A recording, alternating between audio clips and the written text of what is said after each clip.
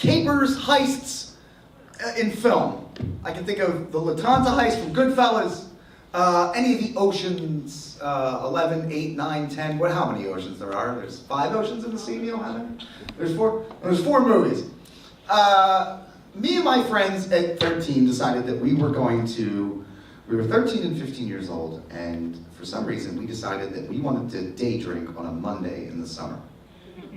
Now I want you to think about that. 13 and 15 years old, and we decided we wanted to day drink on a Monday. Okay? So, to do this, we had to collectively pull our minds together and our resources and our money and figure out how we were going to do this, which looking back now, I don't understand why. Okay? So now this was it was the summer of 1991, and in Pennsylvania where we lived, you couldn't get cases of beer on Sundays. Does everybody remember that? So what we did was we pulled our money together on a Saturday, and we found a sympathetic older neighborhood guy who I will name Chris, because I wanted to see this. And we gave him our money. There was 10 of us, and so we all pitched in, and we bought 2 cases of Busch bottles. I know, right? Disgusting. Like even at that age, we didn't have good taste. So we decided that we wanted to drink on a Monday, but we didn't know where. So it turns out that my house, where I grew up, was the most optimal place for us to have a day drink at. Mostly because my parents worked during the day, and they both smoked cigarettes. So this way, we could smoke, and no one's parents would be any the wiser. But the problem is that how do you get beer and then keep the beer cold until Monday?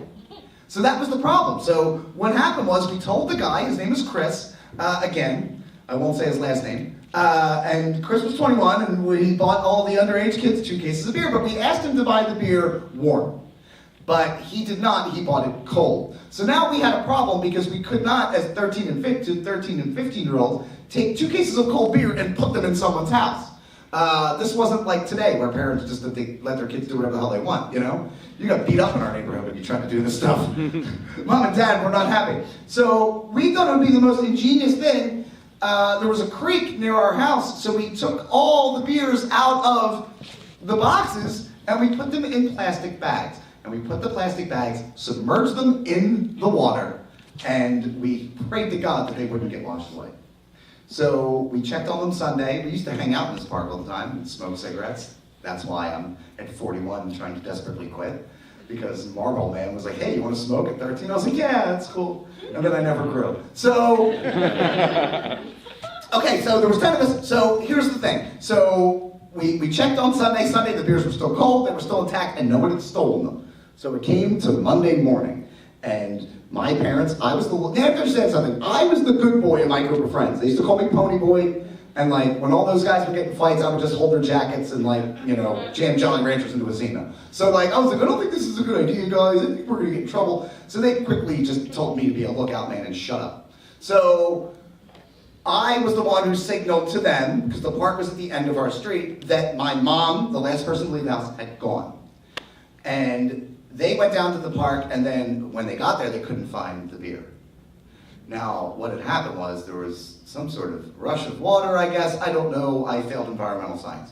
So the bags opened, and all the beer had been scattered throughout the creek. So they had to spend like a good hour kind of playing like an Easter egg hunt looking for these beers.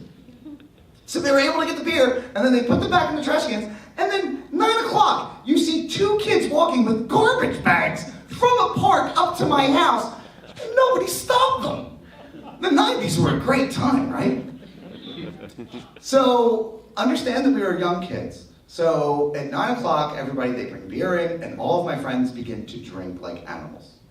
Like animals. You know, you have 10 teenagers on 2 cases of beer who really shouldn't be drinking, and they're smoking. To be honest with you, if you looked in from the outside, it would have looked like dogs playing poker. That's the way how ridiculously stupid these kids looked. So I'm the goody two-shoes of the group, and I'm like, you know, guys, you shouldn't drink that much. 2 of my friends get drunk, they hop on their mongoose bikes. I'm surprised they didn't get their first DUIs. They take off. So now it's only 8 of us, and the afternoon is going on. We bought a bootleg copy of Boys in the Hood at 69th Street. So we watched that. And And then when that was over, we decided to play poker, but that's when things started to get a little dicey. Because at this point, it's like 1 o'clock, you have a bunch of Muppets that have been drinking for a couple hours, and then losing money, and then everybody begins to throw up. En masse. My brother, he's the first, and he had corn pops for breakfast, and he threw up so hard a corn pop came out of his nose. And then I'm running around like some maid, and I'm cleaning up toddler puke from everybody.